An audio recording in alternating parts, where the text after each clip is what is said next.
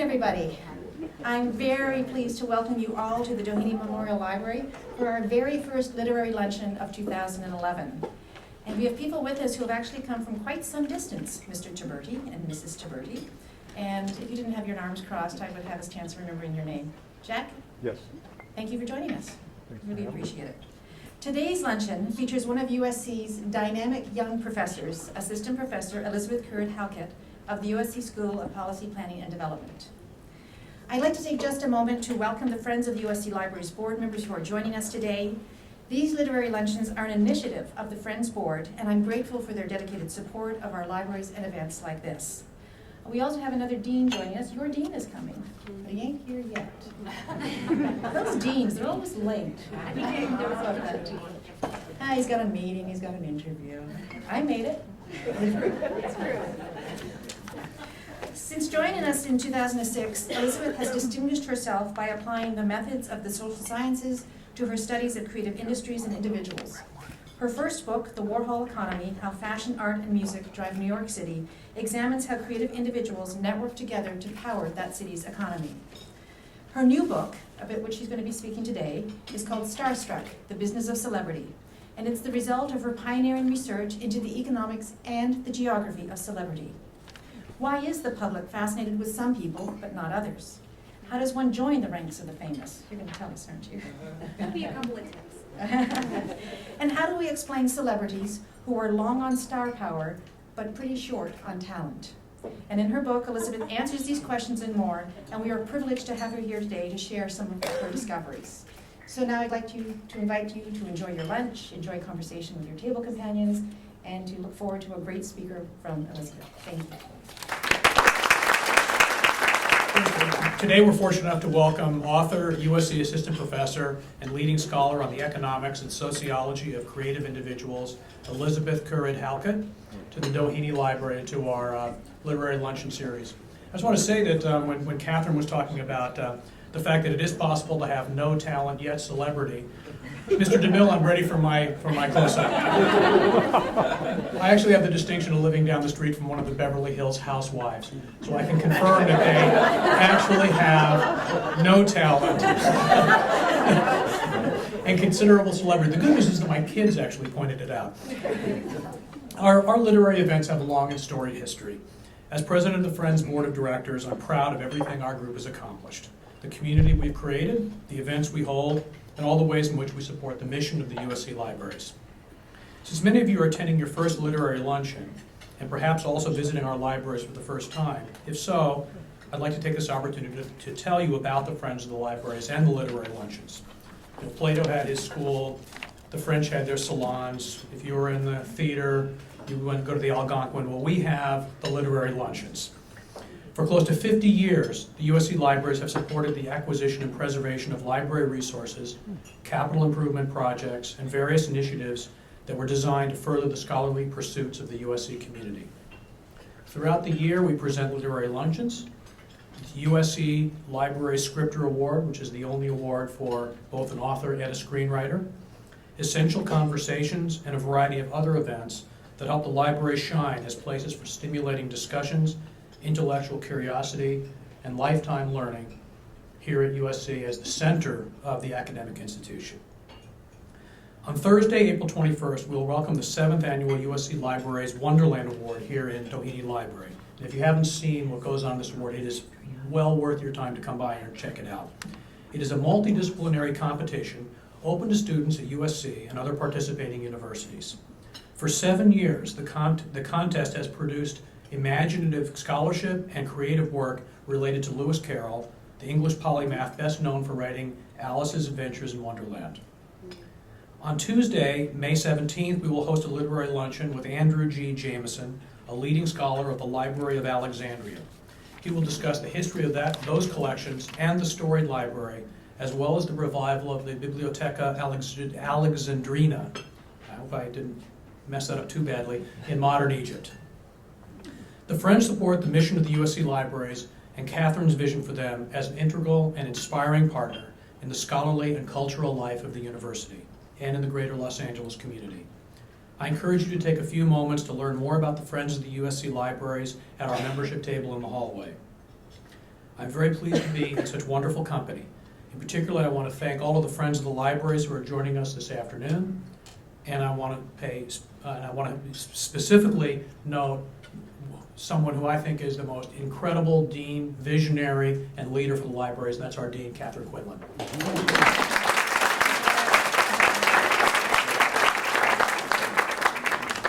And while we're on the subject of deans, we have a number of really incredible deans at USC, and I'd like to welcome Jack Knott, is the C. Irwin and Iona L. Piper Dean and Professor of the USC School of Policy, Planning and Development, to introduce our featured speaker today. Please join me in giving Dean Knott a warm welcome.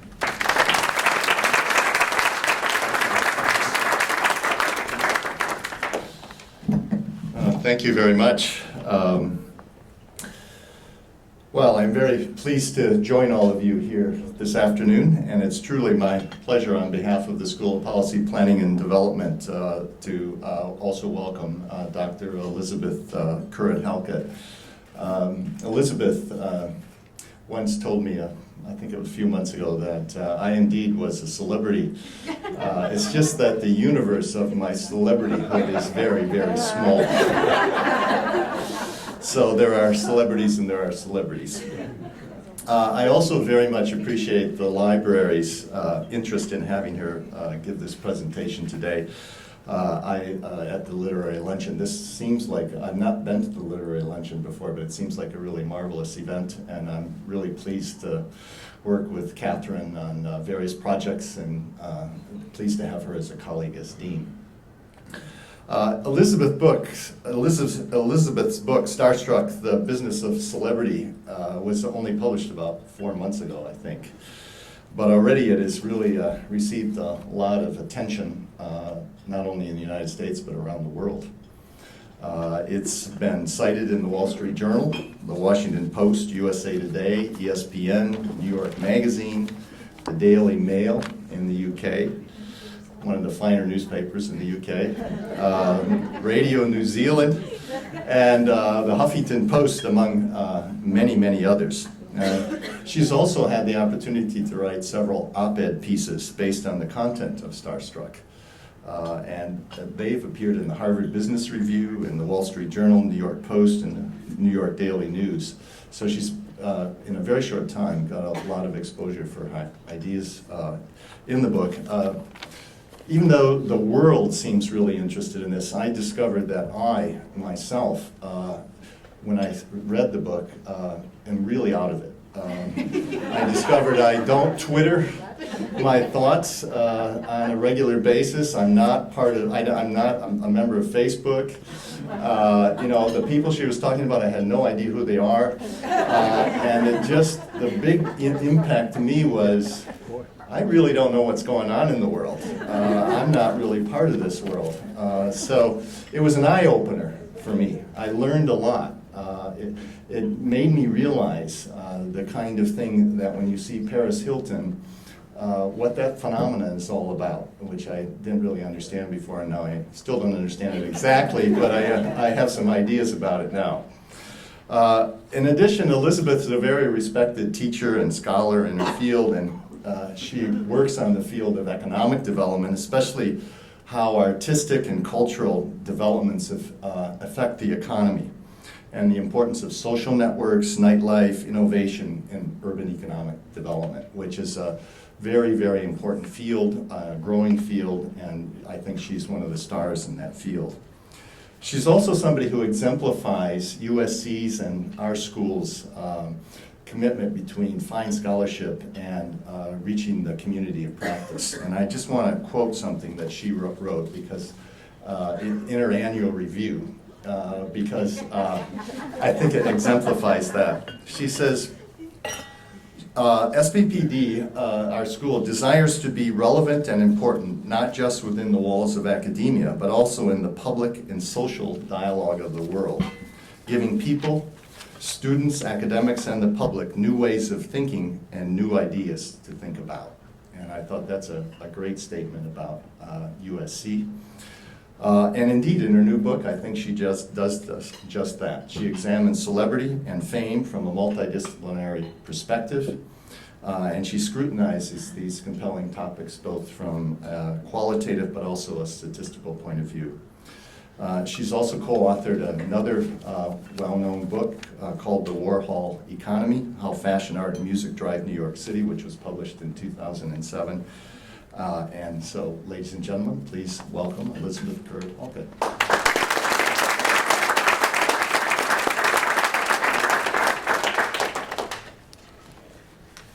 Wow. Well, thank you all for coming. My dean is one of the busiest people in the entire world, so the fact that he's here is a real honor for me. I also want to say that I want to thank the USC Libraries and the friends of the USC Library, especially the people who traveled so far to come here. I really hope I make it worth your while.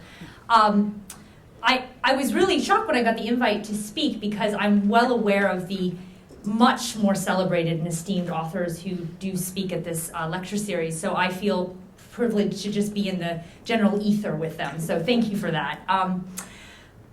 So to talk about celebrity, where to begin? Some of the other work that I've done, I scratched my head for quite a while because I think, well, how do I draw an audience into Bureau of Labor Statistics data on the art industries? But with celebrity, you have the opposite problem. There's just where to begin, where to begin. There's every day there's something that we can draw from that tells us about how society is fixated on particular people.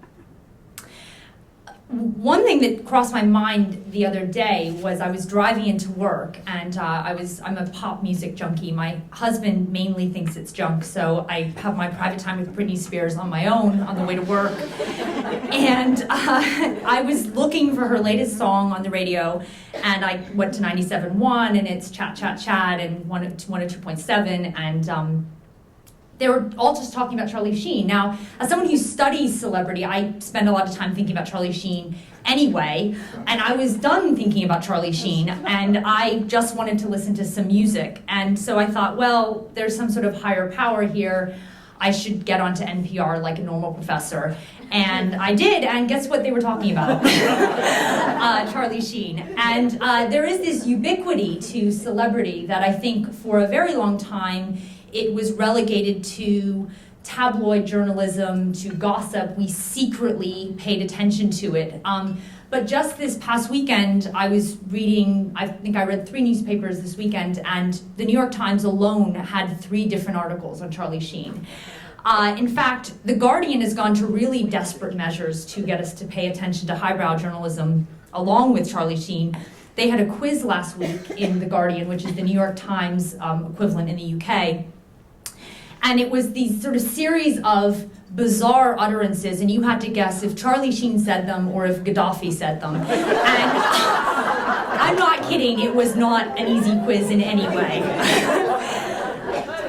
So, so it's everywhere, and it's something that we are taking seriously in a meaningful way, and if not the fixation on the people themselves, I think I am not the only one fascinated with our fascination with other people's lives.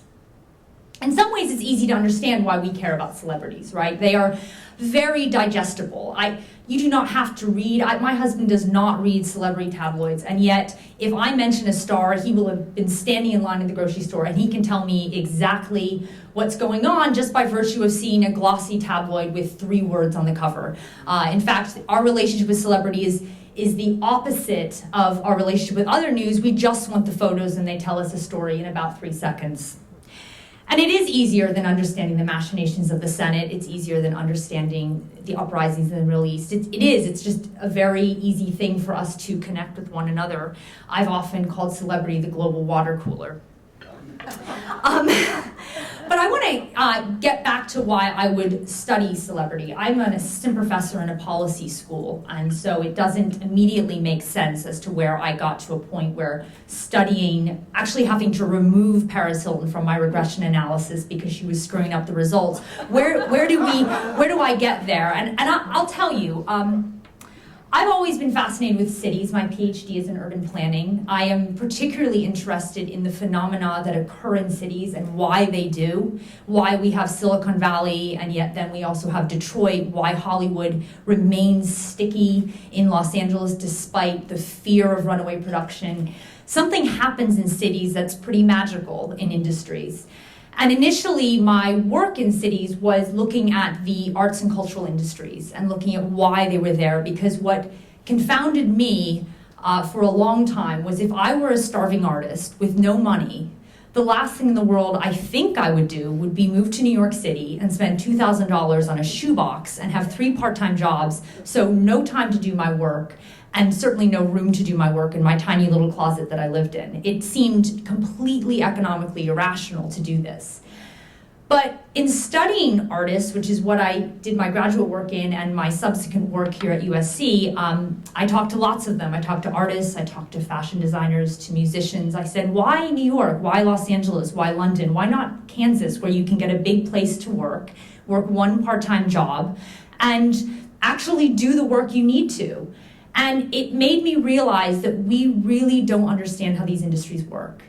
That in fact, a huge part of the work of cultural industries is interacting with the people who legitimize work, who say that is good art, that is good fashion, here's a show, you can have one, yes, you can play music at my venue. And that doesn't happen 9 to 5, and it doesn't happen on the phone, and it doesn't happen if you fly into New York for the weekend. It happens in a very spontaneous way. And this is why these people almost always have to live in the places where the cultural industries are, that they have to be there too, just in case it might happen to them one Thursday night at an art opening.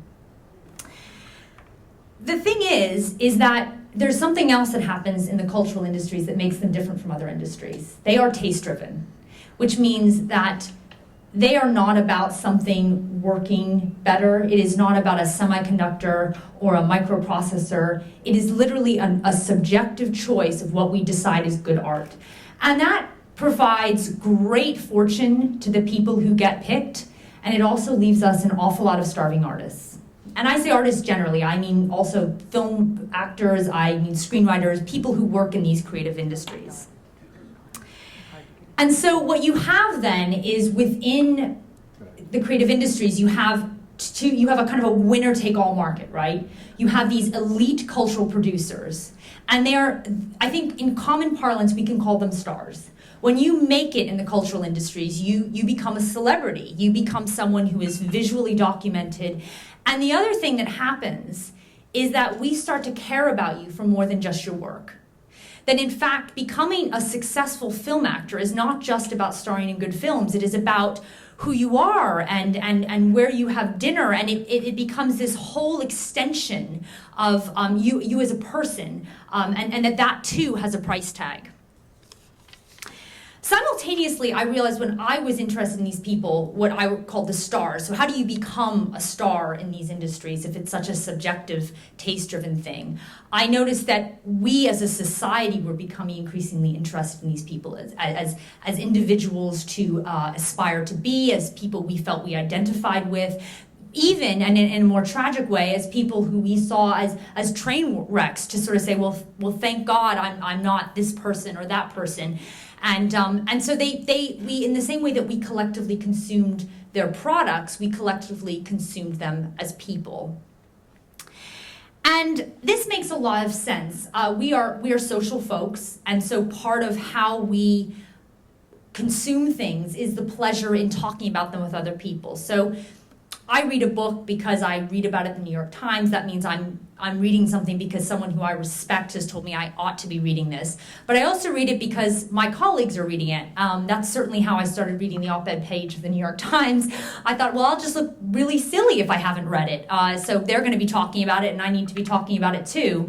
And then you realize that then you can start sharing your experiences with the book, or you can start sharing your experiences with the film, and you can give people books, or you can give people DVDs. And so part of the experience of the goods is the fact that we talk about them. And we were doing that with people too, and we do that with people. And that is where celebrities and this sort of idea that they become so omnipresent, that's what it hinges on, the fact that we want that in some way. And there is a price tag to this. There's a very big one. And that price tag is, I'm just going to give you a couple of stats. I'm an academic. I go where the numbers are. In LA and New York alone, there are $2.3 billion in payroll for celebrity-driven industries. Now, that's also including the starving artists. So it's a pretty, if you even sort of take them out of it, you can imagine that it's a small number of people making an awful lot of money. Britney Spears alone is thought to contribute $110 to $120 million annually to the economy. I think things have ebbed a bit in the last couple of years. She's been a bit quiet, but she's back. So recession, we are out of it. Michael Jordan, in his heyday, is thought to have contributed $10 billion to the world economy. So the cottage industry of Charlie Sheen and the people who are benefiting the t-shirts and mugs with his interesting one-liners, that's nothing. That's got nothing. We should not be worried. I was alarmed, but we shouldn't when we look at what's actually going on. These numbers do tell us a important story, but I think they actually bury the more important phenomenon at play here. In the last few years, I have also been paying attention to the way in which social media creates a different kind of star. So Facebook, politicians, YouTube, Twitter, this is not something that is, at least yet, easy to quantify in a rigorous way. But the phenomenon that we are observing in Hollywood and in music is everywhere. For those of you, and Jack, you are excused because I know you don't have a Facebook account, but for the rest of you here who have Facebook accounts, I'm sure you are well aware of those people who have 1,000 friends, who update their status at least 5, 10, 20 times a day. I don't know, are they gainfully employed? I don't know how you could be. And then they have 15, 20 comments on something that they said. They're eating a cookie, they're buying a shirt, completely banal stuff. And yet we are caught up with them in the same way that we are caught up with our Hollywood stars. And so what it makes us realize is that celebrity with a big C may be a good way to study celebrities, but actually celebrities with a little c exist everywhere. It's actually a way in which we socially organize ourselves. We see them at the family reunion.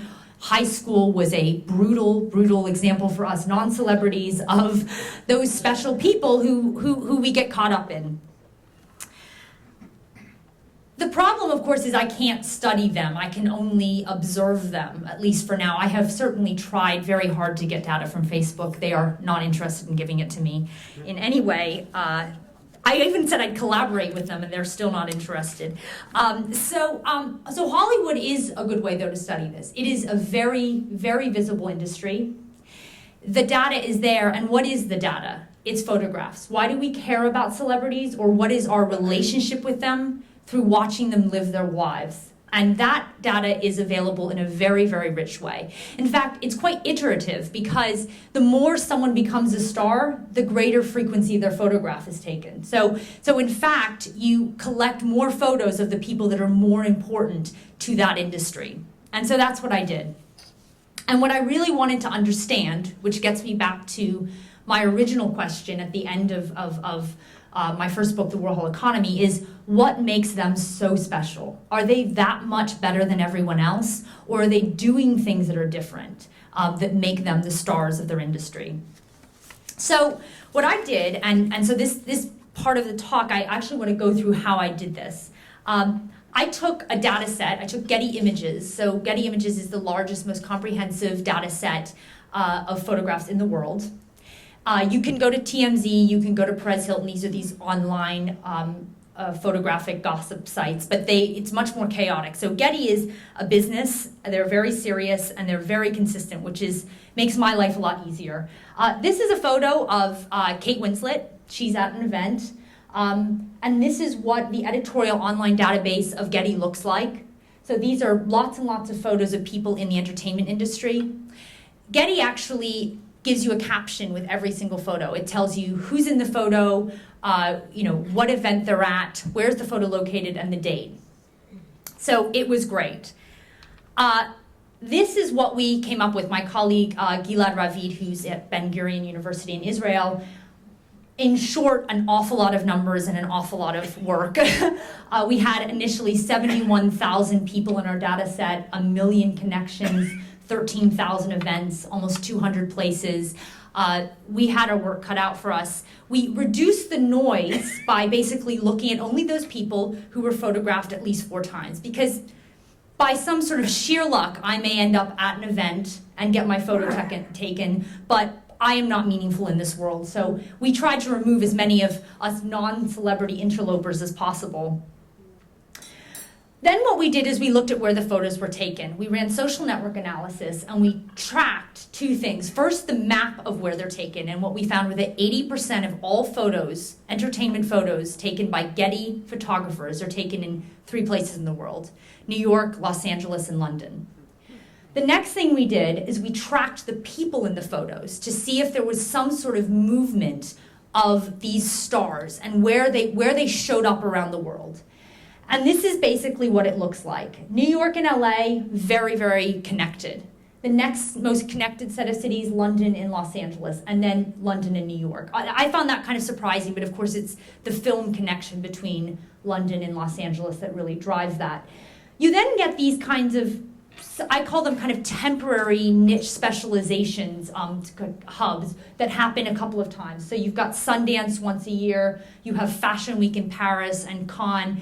Stars go to those events too, so they become these kind of cherry pick places where stars are located. The thing that's important about this is that it tells us that stardom happens in particular places. You do not become a star if you don't show up in these places. Your photo is not taken. It is just not. If you decide to move to Ohio or Iowa, like say Daniel Day-Lewis, you could then go to the grocery store every day and no one will know who you are. This is where people become the faces that we all recognize. The next thing, with my colleague Sarah Williams at Columbia University, we were interested in, we got it, okay, LA, London, New York, that's where it's happening. But where exactly are these events happening in these cities? Was it completely random, or was there some sort of pattern of stardom? So what we did is we attached a longitude and a latitude to each photograph. We had 300,000 between those 2 cities, and we mapped them. This is a map of what we call magnet events. Magnet events are those events that are not associated with an industry particularly. It's not a film event, but it is an event that attracts lots of people from these creative industries. So this is what you see here. The big white blobs, I know that's not a very academic term, but I think it suffices here. That is where the most events happen. The big yellow circles are where the most photographs are taken. As you can see, you've got an event here and there that is not on this, but primarily you have 3 major nodes where people get their photograph taken in Los Angeles. New York, pretty similar. It may look more spaced out, but remember, Manhattan is a much smaller place. So what you're really dealing with is Midtown East, near Chelsea, and below 14th Street. These are the places that count. Again, 3 major hubs within Manhattan is where people are photographed. The next thing we wanted to get at, and I have always been fascinated with, is of course this rather large spectrum of celebrity. All celebrity is not created equal. And what I wanted to get a sense of was, do people who are famous for being famous do things differently than those people who are really actually talented? How can you understand their stardom through their social lives and the choices that they make? Is there a relationship? So I did 2 things. The first thing I did was I looked for a measure for talent.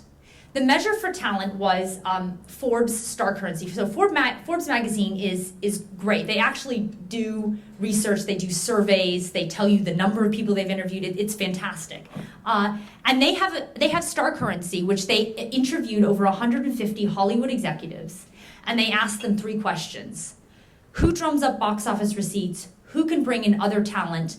And who can help us bring in more financial backing? And then they ranked 1,400 stars based on that criteria. Unsurprisingly, Will Smith is number 1, Johnny Depp, Angelina Jolie. These are A-listers. These are the people who are, the kingpins of Hollywood now.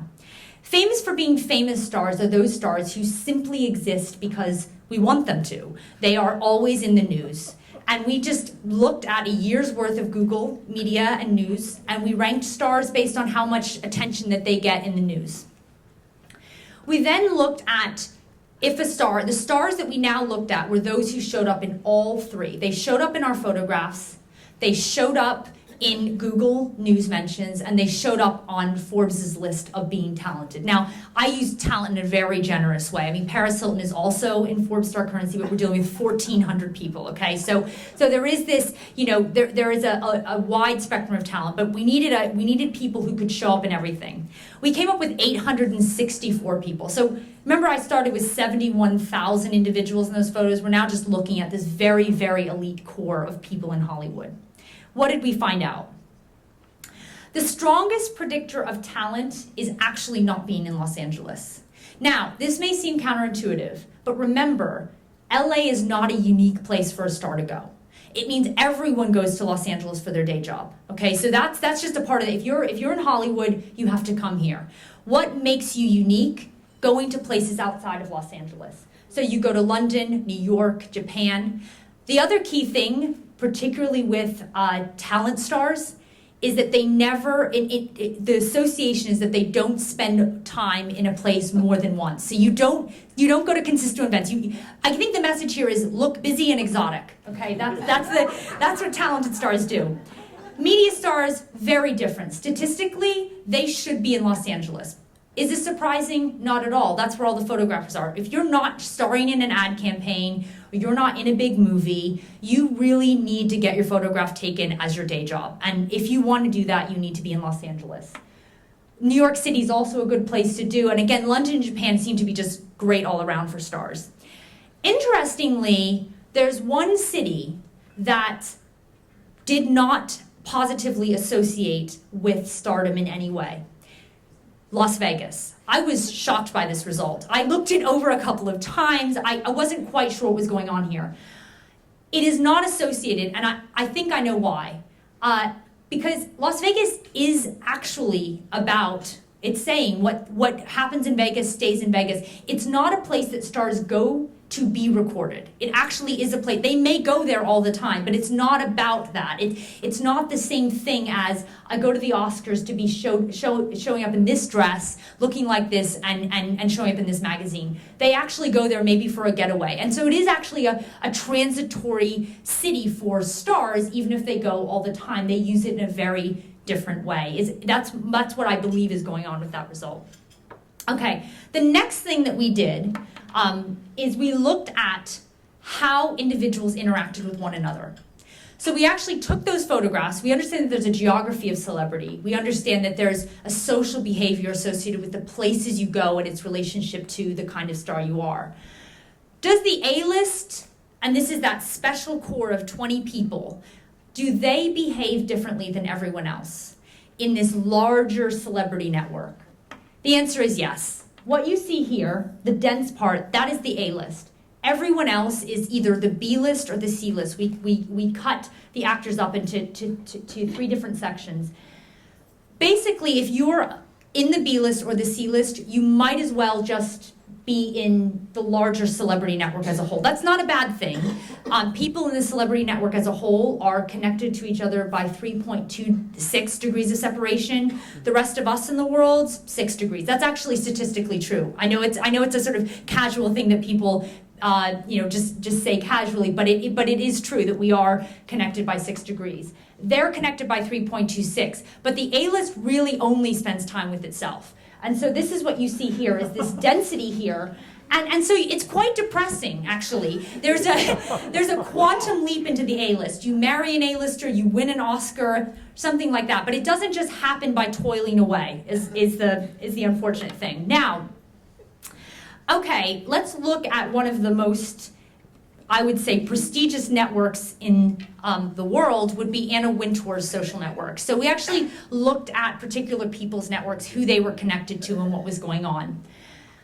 Anna Wintour's social network, this is a snapshot of some of the people involved. She has what we call a fully connected network. That's what computer scientists call it. But actually, we would just call it a clique. These people just spend time with each other. They go to the same events over and over again. They see the same people. It sounds kind of boring, but this is what they do. Now, if you are at an Anna Wintour party, and this is where networks, we say, okay, this is great, these diagrams are interesting, but why does it matter, okay? Well, what do you do with your network? Well, in Anna Wintour's network, you've got 3 options here, okay? So actually 4. You can try to say hi to Anna Wintour herself, which is, even if you're in the same room with her, probably a highly unlikely thing to happen. She's not known for being very warm and friendly. But even if you decide that that's not your option, let's say you're just there and you're just like, I am so bored. I don't want to spend time with people in fashion while I'm at this party. Well, what you'd want to do is actually connect with the people in the network who are what we call boundary spanners. So people who are actually friends with people in fashion, but actually friends with people in lots of different industries. Donald Trump is your man. Just beetle right on over there and say hi to him. He does seem like a nice guy. So if you don't want to do that, if you actually just want to meet more stars, okay, what you want to do is you want to be friends with these social butterflies, what social networkers call hubs. These people who are super connected to lots of people. In Anna Wintour's network, that's Kanye West. So you'll probably have to indulge him talking about himself an awful lot, but you will meet more people. The final thing you might want to do, which is the pretty straightforward one, is I'm at Anna Wintour's party. Is this my ticket to fame? Okay? So what you want to then do is you want to become friends with the people who are photographed the most. And in Anna Wintour's network, that's Katie Holmes, Victoria Beckham, or Sienna Miller. Okay? So those are the people you want to be friends with. Now, you may say, honestly, and it's a pipe dream that we would, or a pipe nightmare, I don't know, to be at an Anna Wintour party. So what does this mean for us? Well, I think there's a couple of things that it matters, why it matters to us. The first thing is that these people exist in our parties too. So Anna Wintour's may have a very special network, but we have social butterflies, we have connectors. These are Malcolm Gladwell's famous people who know everyone by name. We have the most popular kids are at our parties too. This kind of social organization exists everywhere. And for me, the thing that was exciting about studying Hollywood was it was a very visual way to statistically understand social dynamics, but that we actually have lessons for how people organize themselves all the time. So, again, getting back to Facebook, those of you who have a Facebook profile, it's those people with 1,000 friends, right? It's those people who status update all the time. It's those people who post photos all the time. They are celebrities too. They exhibit the exact same traits as the people that we're observing in Hollywood. I think there's 3 things I want you to take from what I've presented today. Hollywood is the big story here, but the smaller story is this. It's not just that we anoint people. We always get it kind of halfway right. Oh, we have decided someone's going to be a star. One thing about studying celebrities is that they decide they want to be stars too. They buy a ticket to the lottery. We know those stars who win Oscars and then just go back to their normal lives and they get groceries like the rest of us and they don't go to nightclubs in West Hollywood. They live lives, their job is being an actor, okay? These people who we revere have decided that they want to at least try to get us to revere them. That's part of this. And again, something that we see in our own lives, those people who put themselves out there all the time and give us information, sometimes very banal, but information nonetheless. The second thing is a broader point about our relationship with celebrity as society, because I think we're really starting to think about, I remember when I started toying with the idea of writing this book, the Atlantic Monthly had a cover story with Britney Spears on the cover, and it said, "Chasing Britney." And some of you might have read that article. It was a fascinating ethnography of the people who chase Britney and the sort of the photographers who are relentlessly on her case. And I thought, this is something that we can't ignore anymore. Celebrity is a global water cooler, but I would argue that's not a bad thing. I'm borrowing from my USC colleague Henry Jenkins, who has said it is not so much what you are talking about, it is the fact that you are talking to each other and the fact that you are connecting. That's the important thing here. We live in a very globalized world. We are very anonymous. I grew up 3,000 miles away from here. My parents are Irish. When I moved to Los Angeles, I knew one person. But I'll bet you that I could have talked to 10, 20 people about something I had seen on a tabloid. And maybe it's not that deep, but at least allows this sort of way in which we can connect to one another. And I think that that is actually very important for us. The second thing is a broader point about our relationship with celebrity as society, because I think we're really starting to think about, I remember when I started toying with the idea of writing this book, the Atlantic Monthly had a cover story with Britney Spears on the cover, and it said, "Chasing Britney." And some of you might have read that article. It was a fascinating ethnography of the people who are relentlessly on her case. And I thought, this is something that we can't ignore anymore. Celebrity is a global water cooler, but I would argue that's not a bad thing. celebrity isn't new, okay? So celebrity and we have been talking about them in literature for a long, long time. Again, to mention another colleague here at USC, Leo Brody wrote the definitive book on celebrity, The Frenzy of Renown, almost 20 years ago. And he actually was looking at celebrities as, from thousands of years ago. He was looking at Caesar and Jesus Christ. We have always been obsessed with particular people. So, so the truth of the matter is that's not the new bit. The new bit actually is that the 21st century has given us social media and technology that allows people to buck the system. These people are not going through elite gatekeepers. They are not going through Hollywood. Justin Bieber is the biggest pop star in the world. He was on the cover of Vanity Fair last month. He was discovered on YouTube. He was discovered on YouTube. So this idea that all of our stars come through these conventional methods, it's just not true anymore. These people come from everywhere. That said, the landscape is changing, and in the same way that I've said that celebrity tells us something on a micro level about how our social organization is, just in our normal everyday lives and our own little world of micro celebrities, it also reflects broader macro changes going on in the world. If you think about the way in which we talk about finance or technology, we talk about it as a multipolar world, that no longer is there one dominant place, that in fact these places are competing and they're connected. Look at Bollywood. Bollywood is producing more films and more stars than Hollywood is. And they have very little interest in hooking up with Hollywood. They are their own autonomous industry. They have their own stars, their own fan base.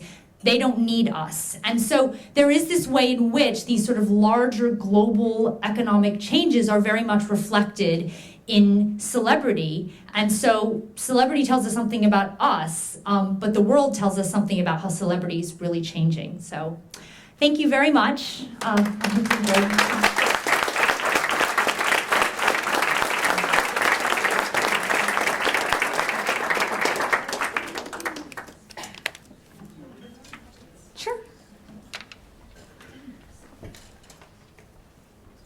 Questions for Elizabeth? Sir. My daughter would want to know how Justin Bieber's mother or guardian or agent pulled this off. Because it's pretty amazing what's happened. Well, first of all, he's Canadian. He's Canadian. Well, that explains it all. I don't think we need to go further on this question. What's interesting about Justin Bieber is he wasn't just discovered on YouTube. He was discovered by people who were very influential in the industry. So when you get produced by Usher, you're kind of off to the races.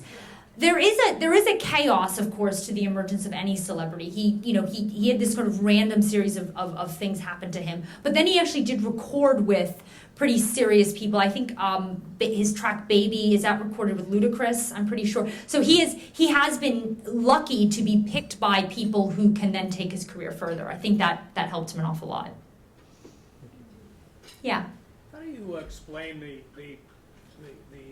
I volunteer to be a talent sort of thing, the American Idolization of America? It just seems there's some of these people that are there that really think they are singers, and there are people who really, well, there are people who aren't singers, but there are also people who seem to be creating careers, a persona on television in real time. So that's an excellent question. I didn't go into this rise of what I call the Democratic star, but American Idol is a sort of pseudo-representation of that. I think that Twitter and Facebook and YouTube do sort of produce these Democratic stars. American Idol is still quite a highly vetted process, and getting to the top. Those people who win American Idol are genuinely really good. What makes them remarkable, and I think this answers your question somewhat, is that they are somewhat ordinary in the sense that they probably wouldn't have had a chance if not for American Idol. Even if they do have an inherent raw talent with singing, that they're maybe not as pretty or they're not as dynamic in other ways that the record labels wouldn't have given them a chance. How do you explain the Kardashians? Oh my gosh. I get asked that question a lot, and I do not have the answer. But I think about it a lot. I think the Kardashians are an extension of the Hiltons. I think they're the new face of that sort of famous for being famous. They're attractive, wealthy, somewhat interesting women, and they had a leg up because they did come from this, very wealthy background in Los Angeles. And so why we pick them as opposed to another socialite is I think quite a mysterious process. But the fact that we've decided to glom onto a new one because we got bored of the Hiltons isn't surprising to me at all. Yes. Elizabeth, do you think there's a difference between a celebrity and a personal brand?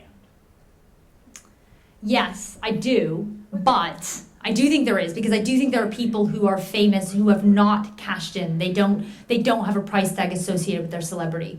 But I think that one thing that is particularly profound in the 21st century is that they can cash in. And that, in fact, when you look at the savviness of the Kardashians, for example, what they've realized is, what do people want from us? Why are they paying attention to us?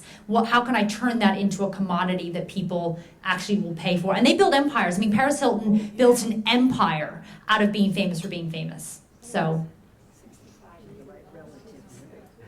Isn't a lot of this self-referential, where we look at these people and we say, not only is it the glamour that attracts us to them, but also the idea that there's much in their life that's similar to our own, and it offers us a chance to see, like, I have an alcoholic uncle, he's an alcoholic.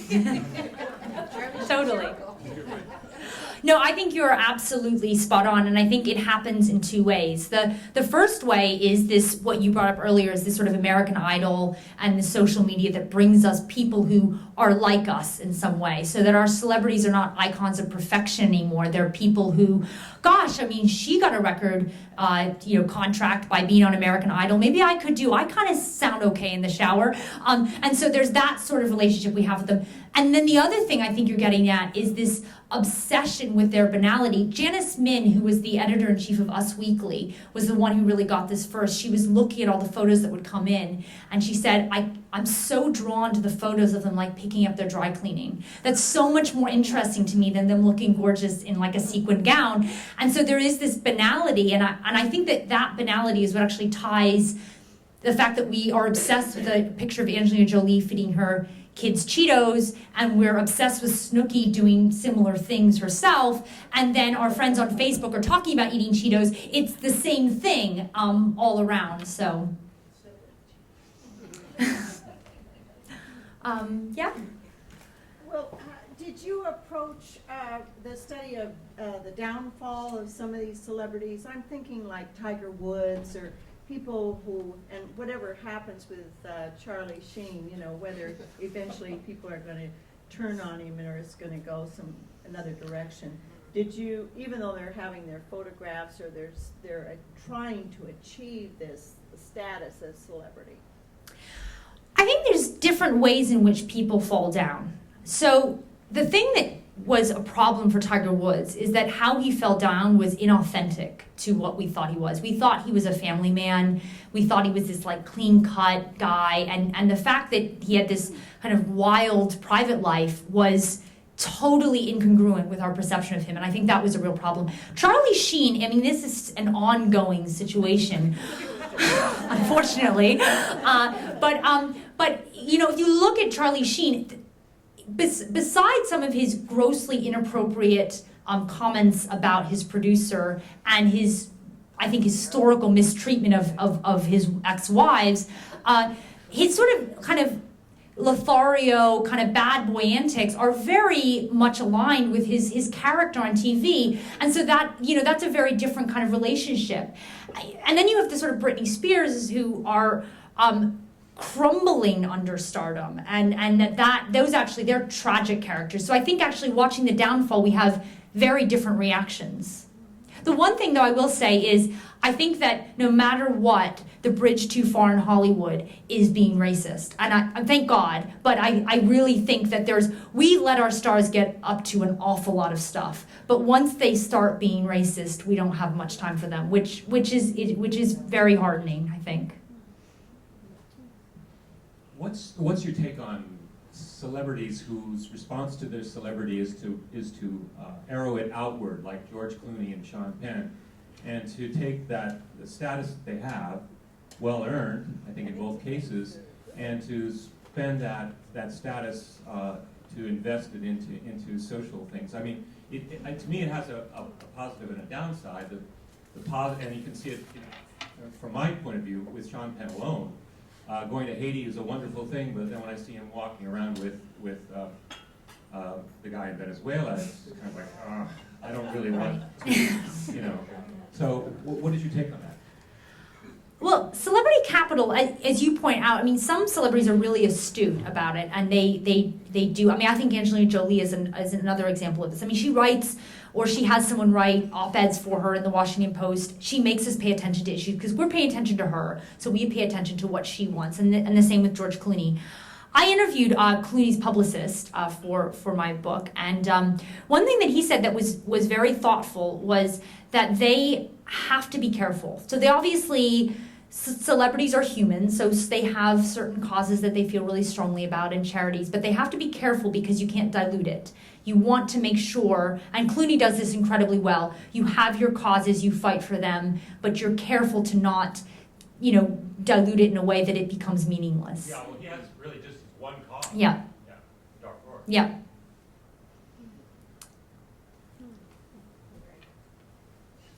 Thank you very much. Yeah, oh my gosh, thank you.